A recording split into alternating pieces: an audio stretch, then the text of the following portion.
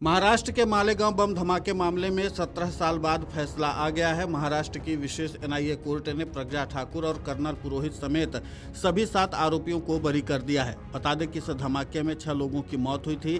जज ने फैसला सुनाते हुए कहा कि कर्नल पुरोहित के घर आरडीएक्स होने के सबूत नहीं मिले हैं। जांच एजेंसी ये बात साबित नहीं कर सकी। जज ने यह भी कहा कि जांच एजेंसी ये सिद्ध नहीं कर सकी कि जिस बाइक में बम रखा गया था वो बाइक प्रज्ञा की थी। प्रज्ञा की बाइक होने का कोई सबूत नहीं मिला है। वाहन प्रज्ञा के कब्जे में था, इसका भी कोई सबूत नहीं मिला है।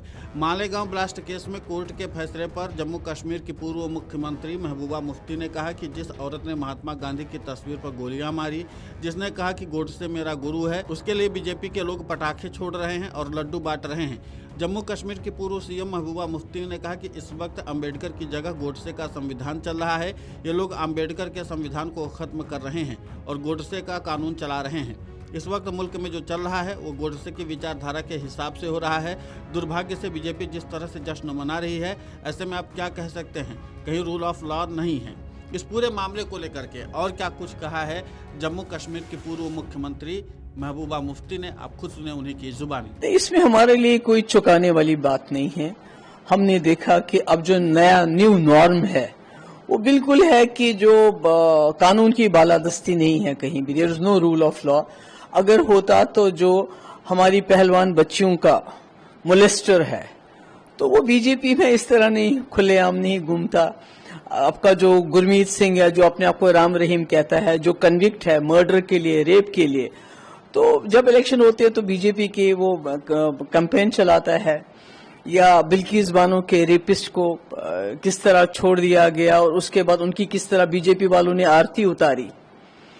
उन्होंने मर्डर भी किया, रेप भी किया, गैंग रेप भी किया। तो अभी फिर से बीजेपी वाले एक ऐसी लेडी को, उसका एक्विटल, उसको जो बरी किया है उसको मना रहे हैं, लड्डू बांट रहे हैं।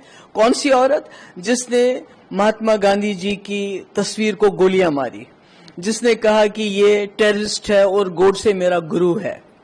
तो मुझे लगता है कहीं ना कहीं जो इस वक्त चल रहा है वो गोडसे का कॉन्स्टिट्यूशन चल रहा है। हमारे अंबेडकर जी का कॉन्स्टिट्यूशन कहीं ये लोग खत्म कर रहे हैं, उसको बंद कर रहे हैं और गोडसे का ये जो है उसका कानून चल रहा है, उसकी आइडियोलॉजी चल रही है।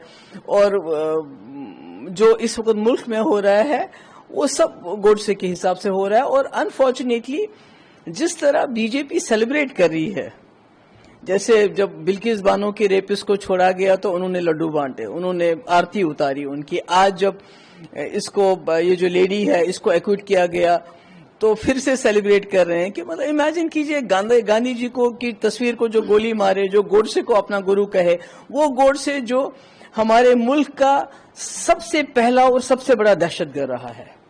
तो अब इससे आप क्या कह सकते हैं? आपको बता दें कि शुरू में स्थानीय पुलिस ने मामला दर्ज किया, लेकिन बाद में इसे महाराष्ट्र आतंकवाद निरोधक दस्ते को सौंपा गया। इस मामले में एटीएस ने Sadhvi Pragya Singh Thakur, lieutenant colonel Prasad Purohit, retired major Ramesh Upadhyay, Sameer Kulkarni, Ajay रहीरकर, Sudhakar Chaturvedi और सुधाकर धर द्विवेदी सहित 11 लोगों को गिरफ्तार किया गया। आरोप था कि ये एक सुनिश्चित आतंकवादी साजिश थी जिसमें अभिनव भारत जैसे दक्षिणपंथी समूह शामिल थे। जांच में दावा किया गया कि पुरोहित ने आरडीएक्स खरीदा और विस्फोट की योजना बनाई, जबकि मोटरसाइकिल प्रज्ञा ठाकुर के नाम पर रजिस्टर्ड थी। इसके बाद 2011 में राष्ट्रीय जांच एजेंसी ने मामले की जांच संभाली और कई आरोप हटाए गए।